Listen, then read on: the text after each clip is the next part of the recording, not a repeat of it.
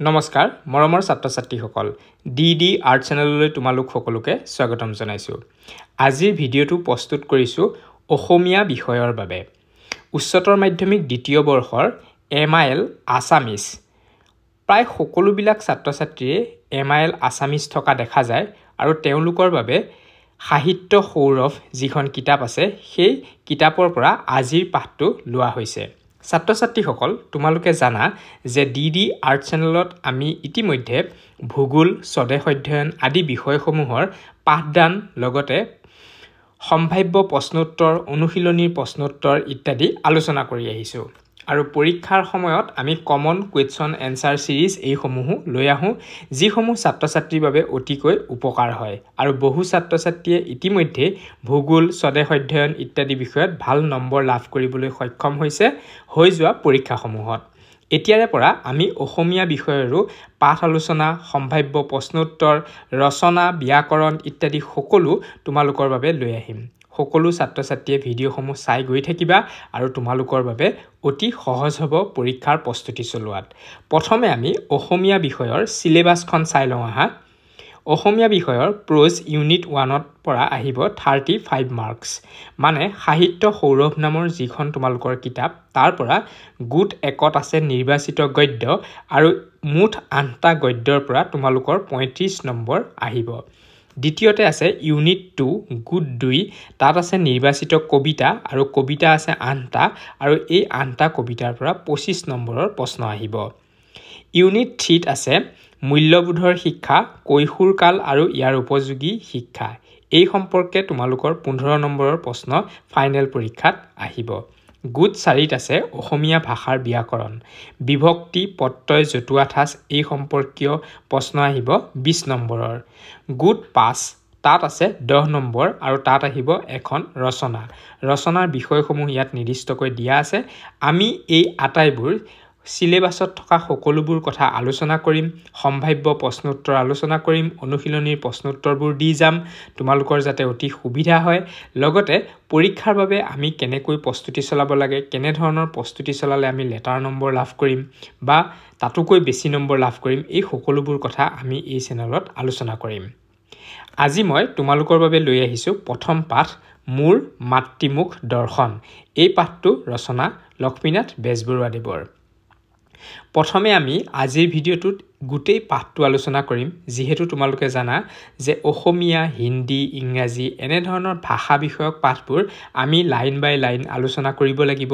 যিহেতু ভাষাৰ লগত ব্যাকৰণৰ কথা আছে, উচ্চাৰণৰ কথা আছে, এই সকলোবোৰ কথা আমি ভালকৈ জানিলেহে পৰীক্ষাত ভাল নম্বৰ লাভ কৰিবলৈ সক্ষম হ'ম।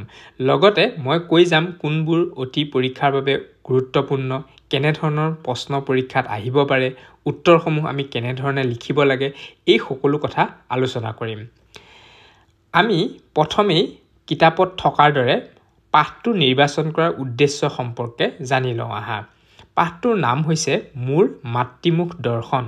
লক্ষ্মীনাথ বেজবৰুৱাদেৱৰ এইটো এটা প্ৰবন্ধৰ পৰা লোৱা হৈছে আৰু এই কেইবাটাও প্ৰবন্ধৰ মুঠ 3টা অধ্যায় এই পাঠটোত সন্নিৱিষ্ট কৰা হৈছে। ইয়াতে পাঠটোৰ যদি তোমালোকে অৰ্থ চোৱা, মোৰ মানে নিজৰ কথা কোৱা হৈছে, মাতৃমুখ, মাতৃ বুলি ক'লে আমি মা বুলি বুজি পাওঁ বা মাকক বুজি পাওঁ, কিন্তু ইয়াত মাতৃ বুলি কওঁতে দেশ মাতৃ বা আমাৰ অসম ৰাজ্যখনৰ কথা কোৱা হৈছে। দৰ্শন মানে চোৱা, মানে লেখকে নিজৰ অসমখন কেনেধৰণে চাইছে বা অসমলৈ কেনেকৈ আহিছে এনেধৰণৰ কিছুমান কথা এই পাঠটোত সন্নিৱিষ্ট কৰা হৈছে। পাঠটো পঢ়িবলৈও খুব সুন্দৰ। তোমালোকে জানাই যে লক্ষ্মীনাথ বেজবৰুৱাদেৱৰ সকলো কাহিনী অতি ৰসাল, এনেধৰণে এই পাঠটো অতি ৰসাল। এই পাঠটো তোমালোকক পঢ়িবলৈ দিয়াৰ মূল উদ্দেশ্যটো হৈছে যে লক্ষ্মীনাথ বেজবৰুৱাক আধুনিক অসমীয়া সাহিত্যৰ কাণ্ডাৰী বুলি কোৱা হয়।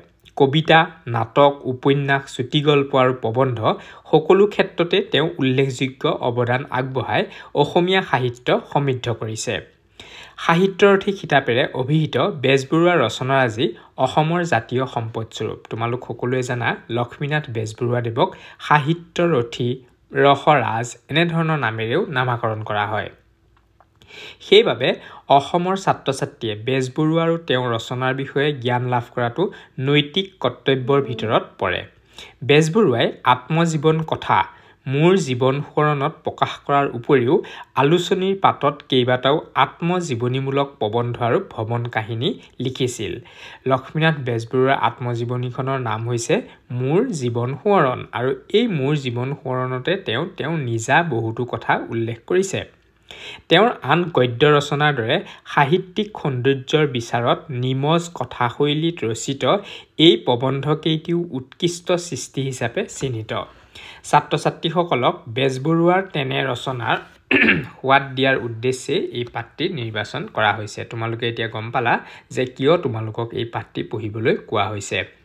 এতিয়া পাঠটো পঢ়াৰ আগতে তোমালোকে লেখকৰ পৰিচিতি সম্পৰ্কে জানিব লাগিব বা লক্ষ্মীনাথ বেজবৰুৱা সম্পৰ্কে কিছু কথা জানিব লাগিব। পৰীক্ষাৰ বাবেও উপযোগী আৰু আমি জনাটো খুবেই দৰকাৰ। তেখেতৰ জন্ম হৈছিল 1864 চনত আৰু মৃত্যু হৈছিল 1938 চনত। জন্ম হয় অবিভক্ত নগাঁও জিলাৰ আহঁতগুৰিত। শিৱসাগৰ চৰকাৰী হাইস্কুলৰ পৰা 1886 চনত এণ্ট্ৰেন্স পৰীক্ষাত উত্তীৰ্ণ হৈ তেওঁ উচ্চ শিক্ষা গ্ৰহণৰ বাবে কলকাতালৈ যায়। কলকাতাৰ জেনেৰেল এছেম্বলি ইনষ্টিটিউটৰ পৰা তেওঁ BA পাছ কৰে আৰু ইংৰাজীত MA আৰু আইন পঢ়া আৰম্ভ কৰে যদিও সিবোৰত ডিগ্ৰী নোলোৱাকৈয়ে এৰে। তেওঁ কলকাতাত থকা কালতে অসমীয়া ভাষা উন্নতি সাধিনী সভা এইখনৰ কথা চাগে তোমালোকে শুনিছা। 10ম শ্ৰেণীটো সমাজ বিজ্ঞানতো এই বিষয়ে আছিলে। প্ৰতিষ্ঠা আৰু জোনাকী আলোচনী প্ৰকাশত আগভাগ লয়। বংগৰ বিখ্যাত ঠাকুৰ পৰিয়ালৰ কন্যা মানে ৰবীন্দ্ৰনাথ ঠাকুৰৰ কথা কোৱা হৈছে। প্ৰজ্ঞা সুন্দৰী দেৱীৰ লগত তেওঁৰ বিবাহ সম্পন্ন হয়। মানে ৰসৰাজ লক্ষ্মীনাথ বেজবৰুৱাৰ পত্নীৰ নাম হৈছে প্ৰজ্ঞা সুন্দৰী দেৱী। লক্ষ্মীনাথ বেজবৰুৱাৰ নেতৃত্বত জোনাকীৰ জৰিয়তে অসমীয়া সাহিত্যলৈ ৰমন্যাসৰ ঢল প্ৰবাহিত হয়। তেওঁ অসমীয়া চুটিগল্পৰ জনক। পৰীক্ষাত চমু প্ৰশ্ন আহিব পাৰে যে অসমীয়া চুটিগল্পৰ জনক বুলিলে কাক জনা যায়। আমি লিখিব লাগিব যে লক্ষ্মীনাথ বেজবৰুৱাক। জোনাকীৰ পাতত তেওঁৰ দ্বাৰা ৰচিত গল্পৰ জৰিয়তে অসমীয়া চুটিগল্পৰ শুভাৰম্ভ ঘটি বিকাশৰ যাত্ৰাৰ সূচনা হয়। বেজবৰুৱাৰ প্ৰতিভা বহুমুখী। কবিতা, নাটক, চুটিগল্প, ৰম্য ৰচনা, প্ৰবন্ধ, সমালোচনা, জীৱনী আদি অসমীয়া সাহিত্যৰ সকলো দিশতে তেওঁ বৰঙণি অতুলনীয়। এতিয়া তোমালোকে জানা কিছু লোকক কবি হিচাপে জনা যায়, কিছু লোকক প্ৰবন্ধকাৰ হিচাপে জনা যায়, কিছু লোকক গল্পকাৰ হিচাপে জনা যায়। কিন্তু লক্ষ্মীনাথ বেজবৰুৱা এনে এজন ব্যক্তি আছিল তেওঁ প্ৰায় সকলো ক্ষেত্ৰতে বিভিন্ন ধৰণে বৰঙণি আগবঢ়াইছে। তেওঁৰ উল্লেখযোগ্য গ্ৰন্থসমূহ হ'ল ধেমেলীয়া নাটক লিখিছিল। নাটককেইখনৰ নাম হৈছে লিটিকাই, পাচনি, নোমল, চিকৰপতি নিকৰপতি। বুৰঞ্জীমূলক নাটক লিখিছে জয়মতী কুঁৱৰী, চক্ৰধ্বজ সিংহ, বেলিমাৰ। উপন্যাস লিখিছে পদুম কুঁৱৰী। কবিতা পুথি হৈছে কদমকলি। চুটিগল্প জোনবিৰি, সাধুকথাৰ কুকি, সুৰভি, কেহুকলি। সাধুকথা বুঢ়ীআইৰ সাধু, যাৰ নাম তোমালোকক নকলেও হ'ব। তোমালোক প্ৰত্যেকেই হয়তো চাগৈ সৰুতে বুঢ়ীআইৰ সাধু শুনিছা বা বুঢ়ীআইৰ সাধু পঢ়িছা। ককা দেউতা আৰু নাতি ল'ৰা এইখনো এখন সাধুকথাৰ কিতাপ। জুনুকা।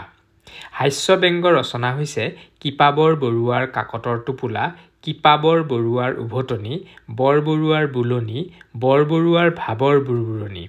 জীৱনী হৈছে ডাঙৰীয়া দীননাথ বেজবৰুৱাৰ সংক্ষিপ্ত জীৱনচৰিত। শ্ৰী শ্ৰী শংকৰদেৱ, মহাপুৰুষ শ্ৰী শংকৰদেৱ আৰু শ্ৰী মাধৱদেৱ। আৰু তেখেতৰ আত্মজীৱনী হৈছে মোৰ জীৱন সোঁৱৰণ। অলপ আগতে তোমালোকক উল্লেখ কৰিছোৱেই। তত্ত্বমূলক গ্ৰন্থও লিখিছে, তত্ত্বকথা, শ্ৰীকৃষ্ণ কথা। বেজবৰুৱাই বাঁহী আলোচনী সম্পাদনা কৰিছিল। 1924 চনত গুৱাহাটীত অনুষ্ঠিত হোৱা অসম সাহিত্য সভাৰ অধিৱেশনত তেওঁ সভাপতিত্বও কৰিছিল।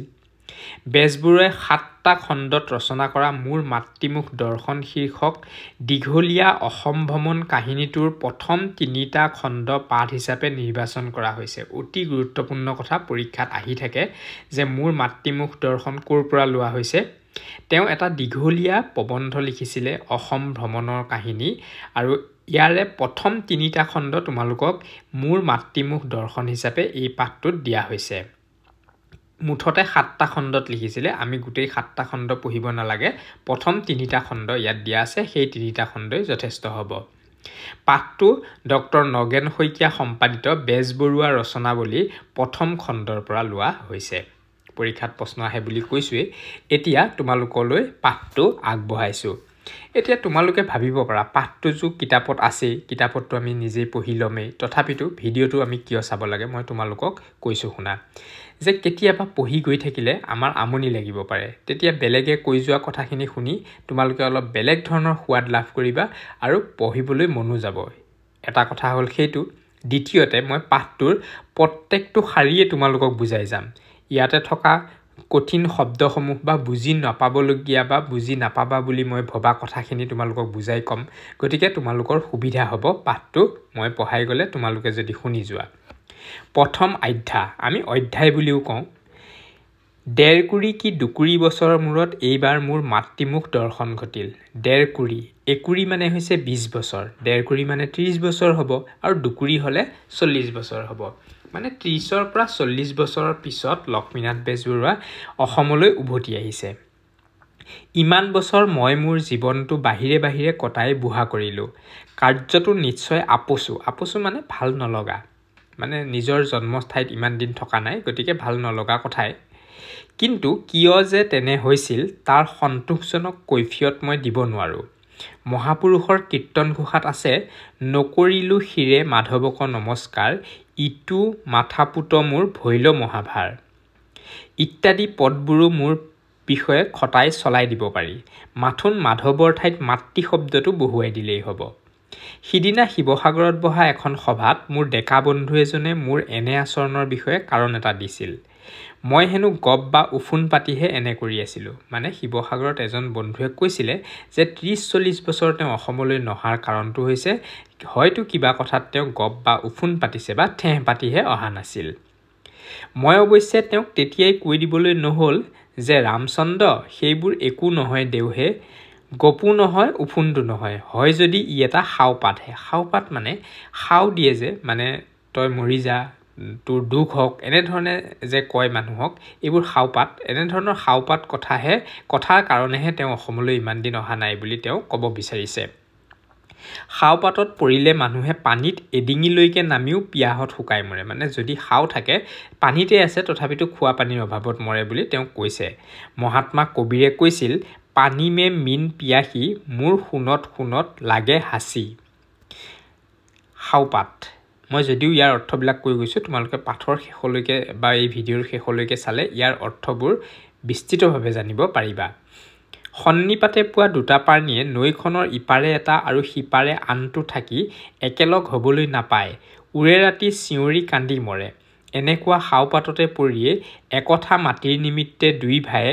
কিলাকিলি মৰামৰি গুচৰ ফৰিয়াদ কৰি সৰ্বশান্ত হৈ মৰে তথাপি আপুছে মিটমাট কৰি মিলি জুলি পৈতৃক সম্পত্তি খাই মেলি থাকিব নোৱাৰে মানে বহু লোক আছে দেউতাকৰ মাটি সম্পত্তি পুতেকহতে কাজিয়া পেচাল কৰি বিভিন্ন ধৰণে ভাগ বতৰুৱা কৰে কিন্তু মিলি জুলি সেই দেউতাকৰ সম্পত্তি খাব নোৱাৰে এনে ধৰণৰ কথা কোৱা হৈছে এনে হাওপাতৰ নিমিত্তে আৰু এইবোৰ সেই হাওৰ কাৰণেই হয় বুলি কোৱা হৈছে দুৰ্যোধনে 5 পাণ্ডৱক 5খন গাঁও দিয়ক চাৰি বেজিৰ আগটুকু ঢাকিব পৰা মাটিকণ পৰ্যন্ত নিদিও বুলি যুঁজ কৰি মৰিল আমি কুৰুক্ষেত্ৰৰ যুদ্ধৰ কথা পাইছো দুৰ্যোধনৰ লগত বা 5 পাণ্ডৱৰ যি যুদ্ধ এইবিলাক একোটা হাওপাত কথাৰ কাৰণে হৈছে বুলি লক্ষ্মীনাথ বেজবৰুৱাদেৱে কৈছে হাওপাত বা খুদাৰ গজপত পৰি দুই ভাই হিন্দু মুছলমানে ফুটুকাৰ ফেনখোপা বা নকটা খেৰৰ 900 মুঠিৰ ভাগ বিচাৰি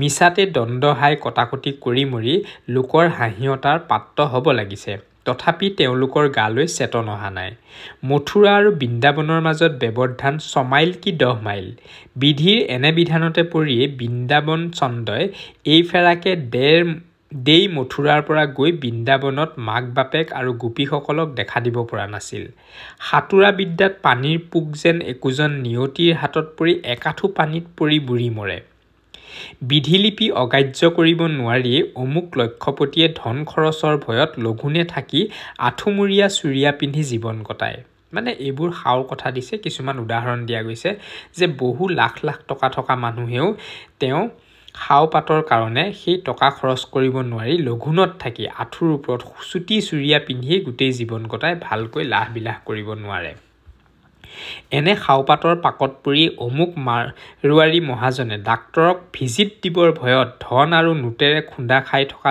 লুৰ পেৰাৰ সঁচাৰ কাঠিটো নিজৰ গাৰুৰ তলত থৈ ডাক্তৰক নামাতি লেকেটীয়া নৰিয়াত ভুগি মৰি যায়। মানে এনেধৰণৰ এটা উদাহৰণ দিছে যে বহু টকা থকা এজন মানুহ তেওঁ ডক্তৰক ভিজিট বা ডক্তৰে চালে যে পইচা লয় সেইবোৰৰ কাৰণে তেওঁ ডক্তৰৰ ওচৰলৈ নগৈ বিভিন্ন ধৰণে নৰিয়াত ভুগি মৰি গৈছে। এনে গহৰ খাওপাতত পৰি 600 ৰূপ দৰমহা পোৱা অমুক চাব জাজ মানে কৈছে জাজ মানে তো বুজি পাইছা যে যিকোনো মানে আমাৰ যিবিলাক জাজ কোনো এটা ন্যায় দিয়ে যে ন্যায় দিয়ে সেই চাব জাজ মানে তেওঁ উপজাজজন খৰচৰ ভয়ত যাৰ কালি মাথোন ফটা কথা এখন গাত মেৰিয়াই লৈ চালপীৰাত বহি চালপীৰা মানে বিচনা বুলিয়ে ধৰিব পাৰা জজমেণ্ট লিখি জীৱন কটায়। সেই দেখি মুঠতে কওঁ যে মোৰ এই কাৰ্য গপ অহংকাৰ অভিমান বা উফুন্দৰ শাৰী নহয়, ই বিধিৰ বিতং বিধানং অদিষ্টৰ ফল বলৱন্ত নিয়তিৰ নিয়মিত। ৰাৱণে কৰিবলৈ পাঙি থোৱা স্বৰ্গৰ জখলাটো কৰিব নোৱাৰিলে লোণ সাগৰখন বুলিলেও সিঁচি পেলাই লংকাৰ চাৰিওফালে গাখীৰৰ সাগৰখন বোৱাই আনিব নোৱাৰিলে। ঠিক এনেকুৱা দৈৱৰ বলতেই কোনো মানুহক সবাহলৈ নিমন্ত্ৰণ কৰা আৰু তাক টেকেলা লগাই ধৰাই লৈ যোৱা, এই দুটাৰ ভিতৰত প্ৰভেদ বিস্তৰ। নিমন্ত্ৰণ পাওঁতাজনৰ সবাহলৈ যাবৰ মন থাকিলেও আৰু সবাহত তেওঁ অপাৰ আনন্দ লাভৰ সম্পূৰ্ণ আগন্তুক থাকিলেও অনেক সময়ত এলাহ ভাগৰ থেৰুগেৰু ইত্যাদি 101টা মনে গঢ়া আহুকাল তাৰ ভিতৰত সোমাই সেইবোৰে জুমুৰি দি ধৰি গোটেইখন খেলিমেলি লগাই তাত ব্যাঘাত জন্মায়। কিন্তু তেওঁক ধৰি লৈ যাবলৈ অহা টেকেলাৰ লাখুটিৰ লগত সেই মকৰা জালবোৰ আৰু থাকিব নোৱাৰে। যাম, যোৱাটো উচিত, গ'লে ভাল, নোযোৱাটো বেয়া ইত্যাদিবোৰ যদিও ধুন পেচ মৰা গাভৰুৰ দলৰ দৰে তথাপি হামি হেকটি ভাগৰ খৰচৰ ভয় প্ৰভৃতি নিগনি শলিয়া বিছা চেলা পঁইতাচোৰাৰ হঠাৎ তেওঁলোকৰ আগত আবিৰ্ভাৱ হ'লে সেই দলটি সম্ভৱতঃ চেদেলি ভেদেলি হ'ব। আহিবই লাগিব, এৰণ নাই, এইষাৰ আহক অহা উচিততকৈ নিশ্চয় বলি। মাতৃভূমিয়ে এই চিৰ প্ৰভসুৱাক সদায় মাতি আছিল, কিন্তু এই মতা ৰাজহুৱা ডাক। এই ডাক যদিও বিৰাট তথাপি সি নিৰ্দিষ্ট আকৃতি গ্ৰহণ কৰি মোৰ আগত দেখা দিয়া নাছিল। দেখি তাৰ শক্তি মোৰ পক্ষে বিক্ষিপ্ত আৰু দুৰ্বল হৈ আছিল। বিষ্ণু সৰ্বব্যাপী সৰ্বস্থিত ব্যপ্ত অৱস্থাত এই বিভুৰ শক্তি যদিও বিৰাট মহান তথাপি সৰ্বসাধাৰণ বিষয়ী সংসাৰীৰ পক্ষে সি ক্ষীণ। কিন্তু যেতিয়া তেওঁ ভক্তৰ আহ্বানত নিৰ্দিষ্ট মূৰ্তি পৰিগ্ৰহ কৰি বাহিৰ হয় তেতিয়া সি ঘোৰ নৰসিংহৰূপী হিৰণ্যকশিপুৰ কালান্তক আৰু প্ৰাদৰ প্ৰশান্ত পুৰুষ তেতিয়া সেই শক্তি অগাহ্য অমান্যৰ স্ফটিকৰ স্তম্ভৰ বাহিৰত। মাতৃৰ ব্যপ্ত অশৰীৰী ডাকে যেতিয়া মূৰ্তি পৰিগ্ৰহ কৰি বাজ হ'ল তেতিয়া আৰু এই অধম সন্তানৰ মূৰ তেওঁ চৰণত ভক্তি গদগদভাৱে স্বভাৱতে নত হৈ পৰিল। তেতিয়া এলাহ অমনোযোগ শৈথিল্য সকলোবোৰ নৃসিংহৰ আগত দৈতেন্দ্ৰৰ নিচিনা ক্ষুদ্ৰাতিক্ষুদ্ৰ হৈ পৰিল। নেদেখিয় দৈতেন্দ্ৰক নৃসিংহৰ পাশে লুকাই পতংগ যেন অগণিত জাসে। দুৰ্গা পূজাৰ বন্ধত ৰেল কোম্পানীয়ে যাত্ৰীক ভেৰুণৰ সুবিধা কৰি দিয়া সুবিধাকে লৈ 1930 খ্ৰীষ্টাব্দৰ 19 ছেপ্টেম্বৰত অসমলৈ বুলি যাত্ৰা কৰি আমি সম্বলপুৰ এৰিলোঁ। এইটোহে হৈছে আচল কথা। মানে তেওঁ কিয় আহিব পৰা নাই, বিভিন্ন খাওপাতৰ কাৰণ, বিভিন্ন উদাহৰণ এইবিলাক তেওঁ ইতিমধ্যে দি গৈছে। তেওঁ সম্বলপুৰত বৃত্তিগত কাৰণত বাস কৰিছিল। সম্বলপুৰ বৰ্তমানৰ উৰিষ্যাত আছে আৰু তাৰ পৰা তেওঁ বহুদিন তাত বাস কৰিছিল। প্ৰথমতেই কৈছেই নহয় 30ৰ পৰা 40 বছৰমান অহাই নাছিল অসমলৈ। এনেকৈ 1930 চনৰ 19 ছেপ্টেম্বৰত তেওঁ অসমলৈ বুলি যাত্ৰা কৰিলে আৰু কিহত আহিছে? ৰেলেৰে আহিছে। লগত মোৰ সহধৰ্মিনী আৰু সৰুটি কন্যা, তেওঁ সৰু ছোৱালীজনী আহিছে আৰু পত্নী আহিছে সহধৰ্মিনী। মানুহৰ মুখে মুখে প্ৰচলিত একাষাৰ সংস্কৃত শ্লোক আছে যে পথে নাৰী বিবৰ্জিতা মানে বাট পথত নাৰী যোৱাটো ভাল কথা নহয়, এনে ধৰণৰ কথা। মানে নাৰী বা মহিলাৰ লগত ফুৰিবলৈ গ'লে নগুৰ নাগতি হয়, বিভিন্ন কাৰণত দেৰি হ'ব পাৰে। আমাৰ বিভিন্ন প্ৰবাদ আছেই নহয়, ছোৱালী মানুহ ক'ৰবালৈ ওলালে বহু দেৰি লাগে ল'ৰা ওলোৱাতকৈ। এনে ধৰণৰ কথা এষাৰ কৈছে যে পথে নাৰী বিবৰ্জিতা। ক'ব নোৱাৰোঁ সেই শ্লোক কোনে কৰিছিল, কিন্তু লক্ষ্মীনাথ বেজবৰুৱাই এই শ্লোকটো ভাল নাপাইছিল যে এইটো কথা সঁচা নহয়। মই কিন্তু তাৰ অনুশাসন মানি নচলোঁ। তেওঁ কেতিয়াও সেইটো কথা মানি নচলে। তেওঁ পৰাপক্ষত তেওঁ পত্নীক লগত লৈ ফুৰে, এই ধৰণে কৈছে। নিশ্চয় শ্লোক কৰোঁতাই তিৰোতাক গলগ্ৰহ ভাবি সেই শ্লোক ৰচনা কৰিছিল। হ'ব পাৰে নানা কাৰণত শ্লোক ৰচকৰ তেনে অৱস্থাত দুৰৱস্থা ঘটিছিল। হয়তো সেই শ্লোক লিখা মানুহজনে নাৰীৰ পৰা বিভিন্ন ধৰণৰ সমস্যা পাইছিল, সেইকাৰণে হয়তো সেই শ্লোক লিখিছে, কিন্তু ৰসৰাজ লক্ষ্মীনাথ বেজবৰুৱাই সেই কথা মানি লোৱা নাই। সেই দেখি শ্লোক ৰচক পুতৌৰহে যোগ্য, খঙৰ নহয়। মই কওঁ মোৰ বহু দৰ্শনত পথে নাৰী বিবৰ্জিতা নহয়, সম্পূজিতাহে, মানে নাৰী থাকিলে ভালহে বুলি কোৱা হৈছে। বয় বস্তু দেখা শুনা, লাগিলে ৰেলৰ টিকট পৰ্যন্ত কিনা, ঘণ্টাই ঘণ্টাই ফলটো, পিঠাখন, চাহপানী টোপা যতনাই খুৱাই বাটৰ ভোকক ৰেলৰ খোটালিৰ ভিতৰৰ পৰা গটিয়াই উলিয়াই দিয়া, শুবলৈ পাতিখন পাৰি দিয়া, গাৰুটো মূৰৰ তলত গুজি দিয়া, আৱশ্যক হ'লে বিচনীৰে মূৰৰ ওপৰত বিচি ঘামৰ কণকঠীয়া মৰা ইত্যাদি 101টা সৰু বৰ কাম ৰেলৰ পথত আমাৰ তেওঁৰ দ্বাৰাই সুসম্পাদিত হৈ যাত্ৰা সুখাতি সুখকৰ মোৰ পক্ষে সদায় হয়। মানে তেওঁ পত্নী যদি লগত লৈ আহে তেতিয়াহ'লে এনেধৰণৰ কামবোৰ তেওঁ কৰি দিয়ে, যাৰ কাৰণে তেওঁ অতি সুখহে অনুভৱ কৰে।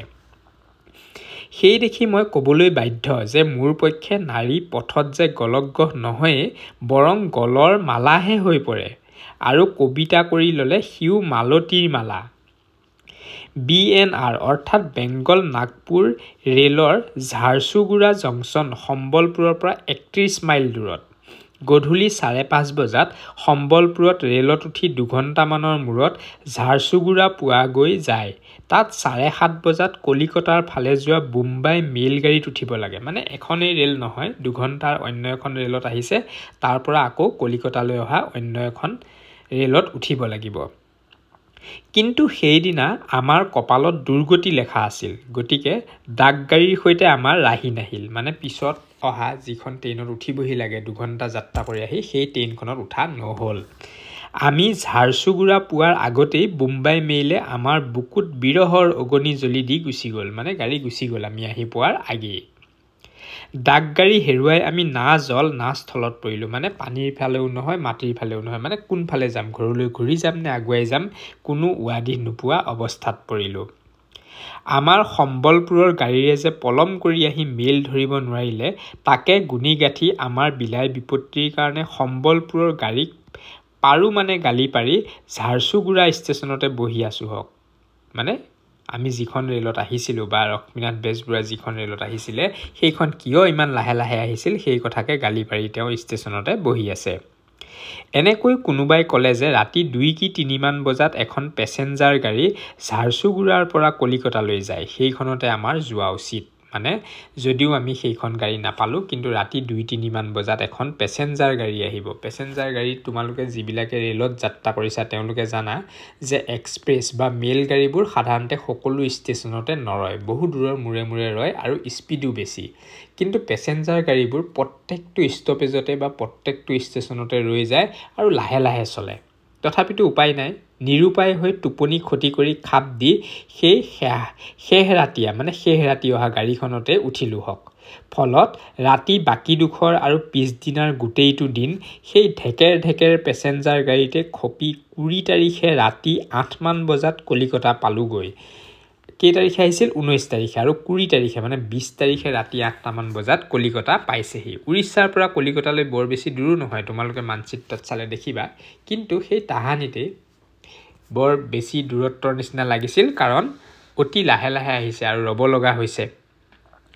বাটত আমাৰ অনাহাৰ বুলিলেও সৰহকৈ বহাই কোৱা নহয়, মানে বাটত তেনেকৈ খোৱা বস্তু একো পোৱাই নাই।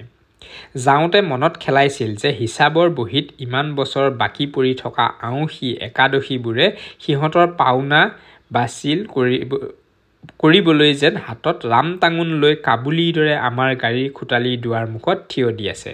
তোমালোকে জানা যে বয়োবৃদ্ধ মানুহবিলাকে একাদশী আঁউসী এইবোৰত ভাত নাখায়, কিন্তু লক্ষ্মীনাথ বেজবৰুৱাই সকলো একাদশী আঁউসী চবতে ভাত খায়। গতিকে এই ৰেলত নোখোৱা হিচাপটো যেন সেই একাদশী আঁউসীবোৰৰে হিচাপ এনে বুলি ক'ব বিচাৰিছে। লাখুটিৰ আগেৰে বাকী পাওনা আদায় কৰি লৈহে উভতি যাব।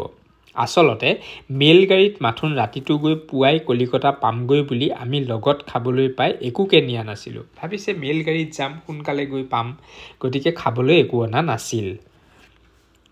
প্ৰায় এইবাবে বুলিছোঁ যে দিনেও 4 সাঁজকৈ খাই বদ অভ্যাসত পৰা আমাৰ লগত যি আছিল সি নিঃযোগ ৰস সন্ধিৰ আগৰ পৰা বিসৰ্গ লোপ হৈ নিৰস হোৱাৰ দৰে এসাঁজতে নিৰস হৈ লুপ্ত হৈ গ'ল। মানে তেওঁ অন্য দিনাখন দিনে 4 সাঁজকৈ খায়, কিন্তু সেইদিনা মাত্ৰ এসাঁজতে খাই থাকিব লগা হ'ল।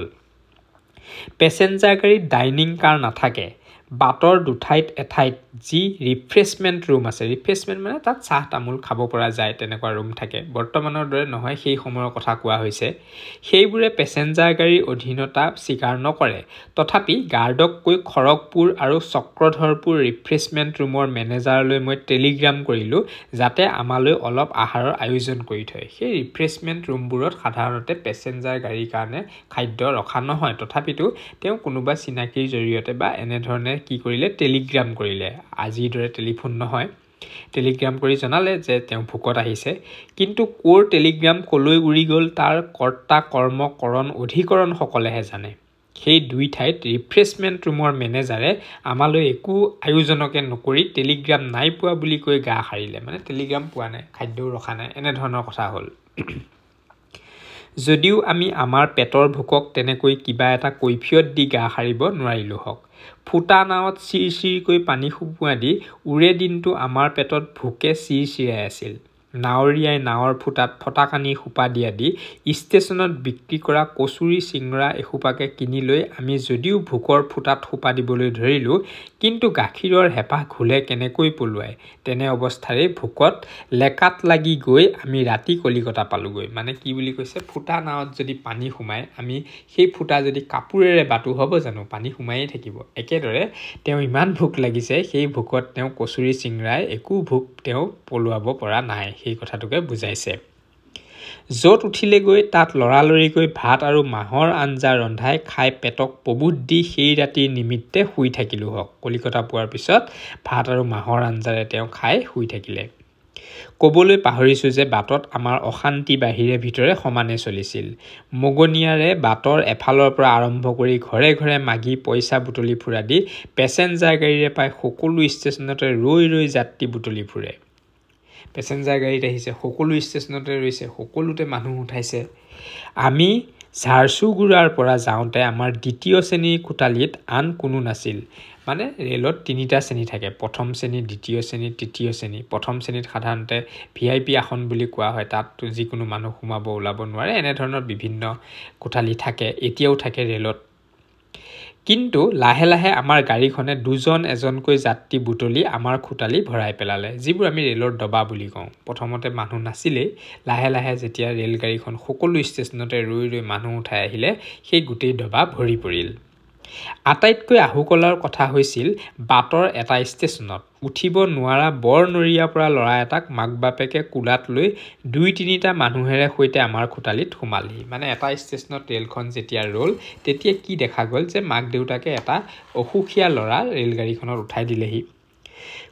ল'ৰাটোক কলিকতাত চিকিৎসা কৰাবলৈ লৈ গৈছিল। তেওঁলোকে সোমাই কোঠালিটোৰ দুৱাৰ খিৰিকীবোৰ মাৰি দিলে, যে ল'ৰাটোৰ যিহেতু গা বেয়া, চেঁচা বতাহ লাগিব বুলি মাৰি দিলে।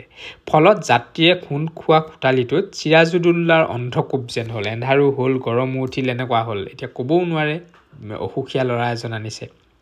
ভদ্ৰতা আৰু পৰহিতৰ অনুৰোধত আমি সেই জুলুম নীৰৱে সহিবলগীয়াত পৰিছিলোঁ। এনেকৈয়ে তেওঁ প্ৰথম অধ্যায়টোৰ সামৰণি মাৰিছে। আৰু ওপৰত উল্লেখ কৰিছোঁৱেই যে তেওঁৰ এই মোৰ মাতৃমুখ দৰ্শন পাঠটোত 3টা অধ্যায় আছে। প্ৰথম অধ্যায়টো এনেধৰণে সামৰণি পৰিছে। ইয়াত আমি কি পালোঁ যে ৰসৰাজ লক্ষ্মীনাথ বেজবৰুৱাই তেওঁৰ পত্নী আৰু কন্যাৰ সৈতে আহি আছে সম্বলপুৰৰ পৰা অসমলৈ, আৰু বৰ্তমান তেওঁ কলিকতা পাইছেহি।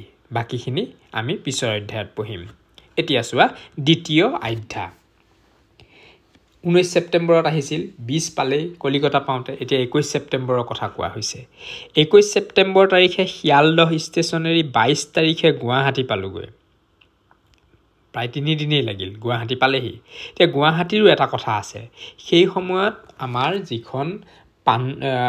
যিখন শৰাইঘাটৰ দলং আছে এই শৰাইঘাটৰ দলং নাছিলে বা পাণ্ডু দলং যিখন আছে সেইখন নাছিলে নাথাকাৰ কাৰণে ৰেলগাড়ীসমূহ সিপাৰতে ৰয় আৰু ব্ৰহ্মপুত্ৰ পাৰ হৈ এই পাৰলৈকে আহিব লাগে ব্ৰহ্মপুত্ৰ পাৰ হোৱা জাহাজখন পাণ্ডুঘাটৰ ওচৰ চাপিলতে আমাক লৈ যাবলৈ অহা মোৰ অতি প্ৰিয় দুজন মানুহৰ মুখত হাঁহি মুখ দেখি আমাৰো মুখত হাঁহি বিৰিঙিবলৈ ধৰিলে যে ৰসৰাজ লক্ষ্মীনাথ বেজবৰুৱা সেই সময়তো জনপ্ৰিয় আছিলে আৰু তেওঁ অহাৰ খবৰ পাই দুজন বন্ধুক আনিবলৈ গৈছে তেখেতক সেই পাণ্ডুঘাটৰ পৰা আৰু তেওঁলোকক দেখি দুয়োৰে কি হৈছে মুখত হাঁহি বিৰিঙিছে সেই হাস্যবদন দুখনৰ গৰাকী মাজিউ আৰু জ্ঞান মানে মানুহ দুজনৰ নাম দিছে তোমালোকে গম পাবা মাজিউ কোন জ্ঞান কোন তেওঁলোকে আগেয়ে সেই অহা খবৰ পাই আমাক লৈ যাবলৈ আহিছিল মাজিউ আৰু জ্ঞান এই দুটা গুৱাহাটীৰ দুজন প্ৰখ্যাত লোকৰ নাম অৱশ্যে সুকীয়াকৈ মোৰ নিমিত্তে মানে মাজিউ আৰু জ্ঞান এই নাম দুটা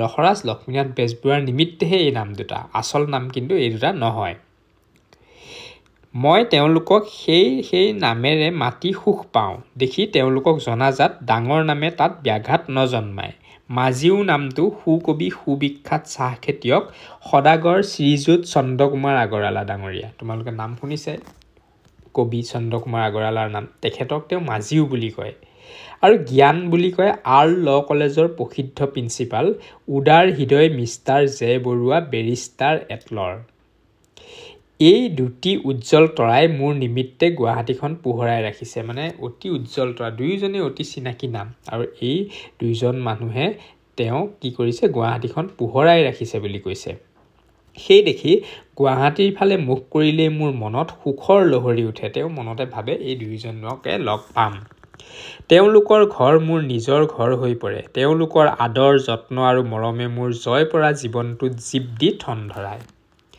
আৰু অনেক কাৰণত গুৱাহাটীক মোৰ ভাল লাগে গুৱাহাটীক কি কাৰণত ভাল লাগে পৰীক্ষাত প্ৰশ্ন আহিব পাৰে প্ৰথম কথা হ'ল যে তেওঁ সেই দুজন বন্ধুক ভাল লাগে দ্বিতীয়তে 1 নম্বৰ হৈছে প্ৰাকৃতিক সৌন্দৰ্য ভাল লাগে ঐতিহাসিক উৎকৰ্ষ বিভিন্ন ঐতিহাসিক ক্ষেত্ৰ আছে গুৱাহাটীত প্ৰাচীন জ্ঞান গৌৰৱৰ গৰিমা শৰাইঘাটৰ কথাই কোৱা বা অন্যান্য বিভিন্ন কথা বা আমাৰ যি কামাখ্যা মন্দিৰৰ কথা ক'ব পৰা যায় উমানন্দৰ কথা ক'ব পৰা যায় এইবিলাকে কি কৰে তেওঁ গুৱাহাটীলৈ আকৰ্ষণ কৰে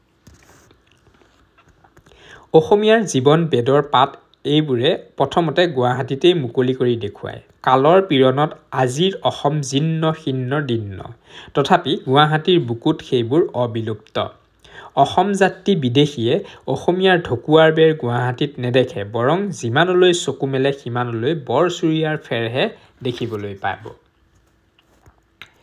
ব্ৰহ্মপুত্ৰৰ মাজৰ উমানন্দ পাৰৰ কামাখ্যা অশ্বক্লান্ত আদি অলেখ অতুলনীয় প্ৰাকৃতিক সৌন্দৰ্যই সেই বিদেশীৰ চকুত জলক লগাব মানে গুৱাহাটীলৈ যদি কোনোবা আহে তেতিয়া গুৱাহাটীৰ কদৰ্য ৰূপ বা বেয়া কোনো প্ৰভাৱে তেওঁলোকক প্ৰভাৱ নেপেলায় বিভিন্ন ধৰণৰ ভাল লগা দিশবোৰেহে তেওঁলোকক কি কৰিব ভাল লগাব বিদেশৰ পৰা অহা লোকবিলাকক তাৰে উদাহৰণ দিছে কামাখ্যা মন্দিৰ উমানন্দ অশ্বক্লান্ত এইবোৰৰ কথা কৈছে তীৰ্থযাত্ৰীৰ পানৰ তীৰ্থস্পৃহা গুৱাহাটীয়ে পলুৱাব পৰিশ্ৰমী প্ৰত্নতাত্ত্বিকক প্ৰাচীন জ্ঞানৰ দুৱাৰ গুৱাহাটীয়ে মুকলি কৰি মনত বিস্ময় লগাই দিব কবিৰ হৃদয়ৰ কোমল কুসুম কলি গুৱাহাটীয়ে ফুলাই দি তেওঁৰ জীৱন আমূলমূল কৰি দিব আৰু পিছত সেই কবিৰ ৰচনাই কাব্যৰসৰ মন্দাকিনী নমাই বুৱাই আনি কাব্যমুদীসকলৰ অন্তঃকৰণ সজীৱ সচেতন কৰি দিব তত্ত্ব আৰু তথ্যনু সন্ধিতসুৰ আগত বৰ ভঁৰালৰ বৰদুৱাৰ মেলি সি অক্ষয় ৰত্নৰাজি প্ৰকাশ কৰি দিব গুৱাহাটীয়ে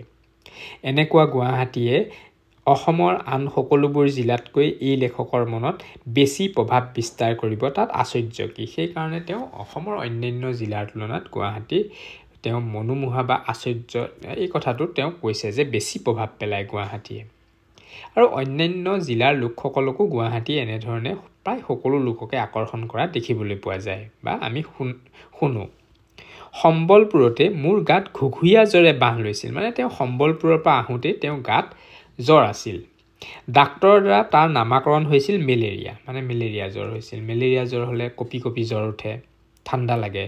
সকলোৱে জানে যে এই লেখক বেজবৰুৱা ঘৰৰ ল'ৰা, ৰসৰাজ লক্ষ্মীনাথ বেজবৰুৱা, উপাধিটো বেজবৰুৱা, মানে বেজ তেওঁলোকৰ পূৰ্বপুৰুষ। বেজ মানে জানানে যে বিভিন্ন বনদৰৱ বা বিভিন্ন ধৰণৰ তন্ত্ৰ মন্ত্ৰ এনেধৰণে কি কৰে যে ঘৰুৱা বনদৰৱেৰে ৰোগ নিৰাময় কৰিব পাৰে, সেইবিলাকক বেজ কবিৰাজ বুলি কোৱা হয়। আৰু তেওঁ পৰিয়ালটোৱে হৈছে তেনেধৰণৰ বেজবৰুৱা পৰিয়ালৰ। গতিকে এনেধৰণৰ বেমাৰ আজাৰ হ'লে নিশ্চয় তেওঁ ঘৰুৱা বিধান পাব। মই মোক ল'ৰা বোলাত আশা কৰোঁ পাঠকসকলে নাহাঁহিব। তেওঁ বয়স যিহেতু তেতিয়া অলপ বাঢ়িছিলেই, তথাপিতো তেওঁ নিজকে ল'ৰা বুলিয়েই কৈছে। ল'ৰা শব্দটোৰ মানে এইখিনিত কি সেইটো কোৱাই বাহুল্য। লেখকৰ পিতৃদেৱতা ৰাজঘৰীয়া বেজ আছিল। আয়ুৰ্বেদ শাস্ত্ৰত যে তেওঁৰ জ্ঞান সুপৰিপক্ক আছিল সেই কথা আগৰ তৰপৰ অসমীয়াই জানে। তেওঁৰ মুখত মেলেৰিয়া জ্বৰ কথাটো মই কেতিয়াও শুনা নাছিলোঁ। মেলেৰিয়া কথাটো আয়ুৰ্বেদৰ অবিদিত, মানে দেউতাকহঁতৰ দিনত তেনেকুৱা জ্বৰ বা এনেকুৱা অসুখৰ কথা তেওঁ শুনাই নাছিল। ইংৰাজী সভ্যতা আৰু ডাক্তৰী শাস্ত্ৰৰ দ্বাৰাই আনিত। এই কলীয়া চাবোন চুৰট চেলেউৰ দৰে যদিও সি বিদেশৰ আমদানি, তথাপি সি আজিকালি আমাৰ ঘৰৰে এটা হৈ পৰিছে। সেই দেখি তাক অগ্ৰাহ্য কৰিবৰ উপায় নাই। দিনৌ আবেলিৰ পৰা মোৰ গাত অলপ অলপ জ্বৰ উঠি সেই জ্বৰ প্ৰায় 8খিনিমান ৰাতিলৈকে থাকিছিল। কিন্তু মই গুৱাহাটী পালতে বৰ আনন্দৰ হেঁচাত বোধ কৰোঁ মেলেৰিয়া টেপা খাই পলৰীয়া হ'ল। মানে বিভিন্ন মানুহৰ সংস্পৰ্শলৈ আহিছে, ঘূৰা পকা কৰিছে, গুৱাহাটীৰ পৰিৱেশে তেওঁক বিভিন্ন বহু কথা মনত পেলাইছে আৰু তেনে সময়ত তেওঁৰ জ্বৰ পলাবলৈ লৈছে। যদিও সি তাৰ লগৰীয়া কৰ্পটিক মোৰ গাত চৰিবলৈ এৰি থৈ যাবলৈ পাহৰা নাছিল। তোমালোকে নিশ্চয় জানা যে জ্বৰে এৰিলেও কৰ্পটিয়ে নেৰে বুলি এষাৰ কথা আছে। আৰু এই কৰ্পটি মানে হৈছে যে জ্বৰৰ বিভিন্ন লক্ষণবিলাক। জ্বৰ এৰিছে কিন্তু হয়তো পানী লগা এৰা নাই, হয়তো গাৰ গৰমটো কমা নাই, এনেধৰণৰ কৰ্পটিয়ে তেওঁক এৰা নাই। কটন কলেজৰ মোৰ ছাত্ৰ বন্ধুসকলে সেইদিনাই গধূলি সভা পাতি মোক অভিনন্দন দি সন্মানিত কৰিলে যে লক্ষ্মীনাথ বেজবৰুৱা আহিছে। কটনত পঢ়ি থকা ছাত্ৰ ছাত্ৰীসকলে তেওঁক সম্বৰ্ধনা জনাব বিচাৰিছে, আহি পোৱা দিনাই সন্ধিয়া আয়োজন কৰিছে। সভালৈ যাওঁতে মোৰ গাত জ্বৰ নাছিল, যদিও তাৰ বাবে মোৰ গাত বন্ধ খাই থকা ডাঠ কৰ্পাৰ অভাৱ নাছিল।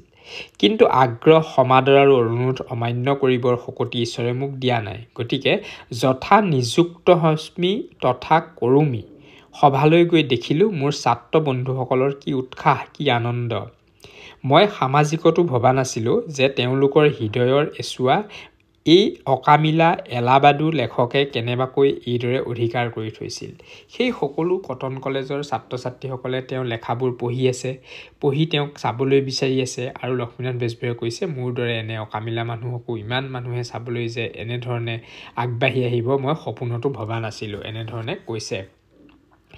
একো একোটি ডেকা ল'ৰাৰ গঢ়িত প্ৰফুল্ল মুখ দেখি সঁচাকৈ মই উৎফুল্ল হৈ মোৰ বৃদ্ধত্ব জড়ত্ব পৰিহাৰ কৰি তেওঁলোকৰ লগতে ডেকা হৈ পৰিছিলোঁ। সেইকাৰণে তেওঁ নিজকে ল'ৰা বুলি কৈছিল। তেওঁলোকৰ একোজনে সুৱলাকৈ ইংৰাজী আৰু অসমীয়া ভাষাত বক্তৃতা দিছিল। জনচেৰেকে সুললিত কণ্ঠেৰে সংগীত গাইছিল আৰু জনচেৰেকে ওজাপালি হৈ সুন্দৰ অংগী ভংগীৰে হাস্যৰসপূৰ্ণ বিয়াহ গাই আমাক নথৈ আনন্দ দিছিল। আৰু লগে লগে নুমাও নুমাও হোৱা মোৰ সৰুকালৰ আনন্দৰসৰ বন্তিগছত তেল দি তাৰ শলাকানি বহাই দিছিল। নিশ্চয় গুৱাহাটীত কলেজ আৰু শিক্ষাৰ কেন্দ্ৰ হোৱাৰ নিমিত্তে যে এনে সুফল ফলিছে তাক নকলেও হ'ব। মোৰ মনত বৰ ৰং লাগিছে যে তাহানি গুৱাহাটীত কলেজ হোৱা উচিত নে কলিকতাত চৰকাৰী বৃত্তিৰ সংখ্যা বঢ়াই দি বেছি সংখ্যক অসমীয়া ছাত্ৰক পঢ়িবলৈ দিয়া উচিত। এই আন্দোলনত এই লেখকে গুৱাহাটীত কলেজ হোৱাৰ সপক্ষে যথাসাধ্য চেষ্টা কৰিছিল। এতিয়া গুৱাহাটীত কলেজ হৈছে কাৰণেই কটন কলেজলৈ বিভিন্ন ল'ৰা ছোৱালীসকল আহি পঢ়িছে আৰু তেওঁলোকে এনেধৰণৰ আবদাৰ কৰিছে লক্ষ্মীনাথ বেজবৰুৱাক। আৰু এই সকলোবিলাক শিক্ষাৰ কেন্দ্ৰ হোৱাৰ কাৰণেই হ'বলৈ পাইছে বুলি তেওঁ কৈছে। আৰু তাৰ আগতে কলিকতাত যেতিয়া শিক্ষা ল'বলৈ সকলোবিলাক মানুহ গৈছিল, যেতিয়া গুৱাহাটীত শিক্ষানুষ্ঠানসমূহ নাছিল, সেই তেতিয়াৰ কথাও তেওঁ দোহাৰিছে। 23 তাৰিখে গুৱাহাটী এৰি ডিব্ৰুমুৱা হৈ 24 তাৰিখে পুৱা 9 মান বজাত ডিব্ৰুগড় পালোগৈ। এতিয়া আমি আজিকালি ডিব্ৰুগড় বুলি লিখোঁ বা ডিব্ৰুগড় বুলি কওঁ, কিন্তু ডিব্ৰুগড়ৰ পুৰণি নাম সেই ডিব্ৰু। এতিয়া তোমালোকে মোক কমেণ্টত জনোৱাচোন কোন ছাত্ৰ ছাত্ৰীয়ে ডিব্ৰুগড়ৰ পৰা এই ভিডিঅ'টো চাই আছা কমেণ্টত লিখিবা ষ্টেচনত অনেক চিনা জনা মানুহেৰে সৈতে সাক্ষাৎ হ'ল আৰু তাৰ ভিতৰত মোৰ মাজুজনী ছোৱালী আৰু মাজু জোৱাই আৰু মোৰ সৰু ভাইক দেখি মনত বৰ আনন্দ মিলিল মানে তেওঁ গুৱাহাটীৰ পৰা ডিব্ৰুগড়লৈ গুচি গ'ল আৰু ডিব্ৰুগড়টো তেনেকৈ তেওঁক চাবলৈ বা তেওঁ সান্নিধ্য পাবলৈ মানুহ ৰৈ আছে বিশেষকৈ কোন আছে তেওঁ মাজুজনী ছোৱালী আৰু জোৱাই এওঁলোক ৰৈ আছে মই আগৰটো প্ৰবন্ধত মানে সেই প্ৰথম অধ্যায়টোত কথা কৈছে ৰাজহুৱা ডাকতকৈও টেকেলাৰ ডাকৰ প্ৰবল প্ৰভাৱৰ কথা কৈছিলোঁ কিন্তু সেইটোনো কোন টেকেলা কাৰ টেকেলা কেনে টেকেলা তাৰ আতিগুৰিৰ বিষয়ে নকৈ কথাৰ তাঁতখনত খৰকৈ মাকু চলাই গ'লোঁ কাৰণটো আন একো নহয় মাথোন এই ভাবি যে সি যথাস্থানত প্ৰকাশ পাব এতিয়া কওঁ যে সেই প্ৰবল পৰাক্ৰমী টেকেলাটো হৈছে প্ৰথম অধ্যায়ত উল্লেখ কৰিছিল টেকেলা বুলি কিন্তু তাত বৰ বেছি কথা তেওঁ কোৱা নাছিল মাকু চলাই গৈছিল মানে তাত বলে তাঁতশালত কাপোৰ বলে যে মাকু খুব ঘনাই চলালে কি হ'ব সোনকালে কাপোৰখন বৈ যাব একেদৰে তেওঁ সেইখিনি সময়ত খুব সোনকালে কথাখিনি কৈ শেষ কৰিছিল আৰু বৰ্তমান সেই টেকেলাৰ ভাঙনিটো দিব বিচাৰিছে মোক ডিব্ৰুলৈ নিবলৈ মোৰ মাজু যি জোৱাই আহ্বানৰ আগ্ৰহাতিশয্য বোধ কৰোঁ অনেকে জানে যে মোৰ মাজু ছোৱালীজনীক ডিব্ৰুগড়ৰ সম্ভ্ৰান্ত পৰিয়ালৰ এঘৰৰ সুশিক্ষিত ডেকা এজনলৈ বিয়া দিছোঁ প্ৰায় 2 বছৰ হ'ব লগা হ'ল মোৰ যি জোৱাই ডিব্ৰুগড়লৈ মাতি আছিল মানে তেওঁ সম্বলপুৰত থাকোঁতেই প্ৰায় 2 বছৰমান আগৰ পৰা মাতি আছে ডিব্ৰুগড়লৈ কিন্তু মই নানা লেঠাত পৰি আজি যাম কালি যামকৈ যাব পৰা নাছিলোঁ এইবাৰ সেই দেখি তেওঁলোকৰ আবদাৰ ৰুহ ঠেহ অভিমান বহু দিনৰ মূৰত মাতি পাইছে যেতিয়া সকলোবিলাক দেখুৱাইছে কাজে এইবাৰ উপায় গৈ নিৰুপায়ৰ পদুলি মোৰ পালেগৈ তাহানি হেনো এদিন পাৰ্বতীয়ে এতিয়া পাৰ্বতীৰ এটা উদাহৰণ দিব দেই টেকেলা মানে এই গোটেই কথাখিনিৰ কথা ক'লে যে কেনেকৈ টেকেলা হাজিৰ হ'ল হি বুলি কৈছে যে এতিয়া এটা পাৰ্বতী আৰু শিৱৰ উদাহৰণ দিব পাৰ্বতীয়ে মহাদেৱক ধিক্কাৰ দি কৈছিল যে মহাদেৱে ভাং ধতুৰা খাই বহি থাকে গৃহস্থৰ কাম কাজ একো নকৰে মহাদেৱে কি খায় ভাং খাই থাকে ঘৰতে বহি থাকে একো কাম নকৰে সেই বুলি কি কৰিছিল যে পাৰ্বতীয়ে কৈছিল আনকি ঘৰতে বিখফটো আছে হাড় গৰুটোৰ কথা কৈছে সি ঘাঁহ পানী খাই নুদুকাটো হৈ পৰিছে তাৰেই হাল বাই খেতি বাতি কৰি এগাল ধানকে নাৰ্জে ধানকে নকৰে কিয় এটা হাড় গৰু কি কৰি যে হাল কোৰ বয়াই ঘৰতে ভাং খাই বহি থকাতকৈ এনেকৈ পাৰ্বতীয়ে শিৱক এবাৰ গালি পাৰিছিল তেতিয়া কি কৰিলে ঘৈণীয়েকৰ এনে ককৰ্থনা শুনি মহাদেৱৰ মনত বৰ বেজাৰ লাগিল তেওঁ তেতিয়াই খেতি কৰিবলৈ যাবলৈ দৃঢ় সংকল্প কৰি বিখফটোৰ ওপৰত উঠি টুক কৰে গৈ খেতি কৰিবলৈ লাগি গ'ল তাৰপিছত পাৰ্বতীৰ কথা শুনি গুচি গ'ল হাড় গৰুলৈ যে হাড় গৰুৰে হাল বাই তেওঁ খেতি কৰিব মহাদেৱে খেতি কৰাত লাগি গ'ল তেখেত হ'ল দেৱাদিদেৱ মহাদেৱ তেখেতে খেতিত ধৰিলে আৰু ৰাইখ কি আৰু খেতিত ধৰিছে যেতিয়া খেতিও খুব ভাল হৈছে আৰু তেওঁ এতিয়া খেতিৰ পৰা আনিব কোনে খেতি কৰি উভৈ নদী হৈ গৈছে তেওঁ খোৱা সকলো গৈছিল খেতিতে লাগিব ধৰিলে আনকি ঘৰলৈ আহিবলৈকো তেওঁ পাহৰিলে পাৰ্বতীৰ ওচৰলৈ আহিব পাহৰিলে পাৰ্বতীয়ে ভাবিলে মহা মুস্কিল হ'ল কি হ'ব এতিয়া গিৰিয়েক অকৰা মৈত উঠিল অকৰা মৈত উঠা বুলি অসমীয়াত এষাৰ কথা আছে যে মৈত উঠিলে আৰু নেনামে খেতি কৰাত লাগিল যেতিয়া আৰু নাহে আৰু কি হ'ব এতিয়া গিৰিয়েকক মাতি আনিবলৈ পাৰ্বতীয়ে নন্দী ভিংগীকে আদি কৰি জোৰে মানুহ পঠিয়াই বিভিন্ন মানুহ পঠিয়াইছে নন্দী ভিংগীক পঠিয়াইছে আৰু বেলেগ মানুহক পঠিয়াইছে গিৰিয়েক নাহে মানে শিৱ নাহে একোকে উপায় নাপায় পাৰ্বতীয়ে নাৰদক ৰিপুৱা ধৰিলে নাৰদক ক'লে নাৰদেতো বুদ্ধি দিয়ে বিভিন্ন ধৰণে যে মহাদেৱে কাৰো কথা নুশুনে বুলি ক'লে সি নাৰদেও কোনো তেওঁ ওচৰকে চাপিব নোৱাৰে অন্তত অনেক ভাবি চিন্তি পাৰ্বতীয়ে কি কৰিলে অসংখ্য দাহ মহ চেৰেপা সৰ্জন কৰি মহাদেৱক আমনি কৰিবলৈ পঠিয়াই দিলে আৰু এইটো কথাত কোৱা হয় আমাৰ যে মহ দাহবিলাক আছে এতিয়াও যদি তোমালোকে ঘৰত মোবাইল চাই বহি আছে তোমালোককো চাগে মহ দাহে কামুৰি আছে আৰু মই ভিডিঅ'টো যে প্ৰস্তুত কৰি আছো এতিয়া কিন্তু মোক মহে কামুৰি আছে এই মহ দাহ এইবিলাক কেনেকৈ আহিল জানানে এইবিলাক সেই পাৰ্বতীয়ে সৃষ্টি কৰি দিলে যে পাৰ্বতীয়ে শিৱৰ ওচৰলৈ মহ দাহ পঠিয়াই দিলে যাতে মহৰ কামুৰ খাই খেতি পথাৰত থাকিব নোৱাৰি নিজৰ ওচৰলৈ বা পাৰ্বতীৰ ওচৰলৈ ঘূৰি আহে আৰু তেতিয়াৰ পৰাহে মহ দাহবিলাক আমাৰ পৃথিৱীত আহিল বুলি কোৱা হয় তাৰ পিছতো হেনো হা হু নামৰ মানস পুত্ৰ দুটা চৰ্জি পঠিয়াইছিল এতিয়া হা হু নামৰ মানস পুত্ৰৰ কথা কৈছে যদিও সেইবোৰৰ কথা ইয়াত বৰ বেছি কোৱা নাই মহ দাহৰ কথাহে কৈছে মহ দাহেই যথেষ্ট আমাক আখ্যানত অৱশ্যে মহ দাহ চেৰেপা সৃষ্টিৰ কাৰণে পাৰ্বতী স্বৰূপিনী আমাৰ ঘৰৰ ঘৈণী নহয় সেইজনা আমাৰ আদৰৰ দুহিতাহে যি হওক হাঁহা হইলে মই বাটকে নাচালোঁ, কাৰণ সিহঁতৰ অগ্ৰজ দাহ মহ চেৰেপাই মোৰ পক্ষে যথেষ্ট হৈ পৰিছিল।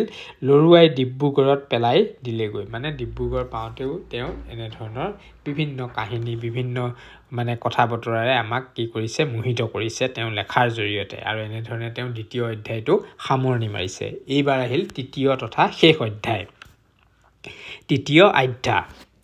আমি ডিব্ৰুগড় পোৱাৰ দিনাই ৰাতিৰে পৰা তাত বৰষুণৰ উৰা পাতিলে। খুব বৰষুণ হয় ডিব্ৰুগড়ৰ বা সেইফালৰ তিনিচুকীয়া, ডিব্ৰুগড়, লখিমপুৰ সেইফালৰ ছাত্ৰ ছাত্ৰী যিসকল আছে তেওঁলোকে জানা, সেইফালে খুব বেছি বৰষুণ হয় আমাৰ উজনি অসমত। আমাৰ নামনি বা মধ্য অসমৰ তুলনাত উজনি অসমত খুব বেছি বৰষুণ হয়। চিৰসেউজীয়া গছ গছনিবিলাক আছে। বৰষুণ চেলেং পেটেং বিধৰ নহয়, অলপ অলপ পৰা নহয়, ভালকৈ গা সৰকি যোৱা।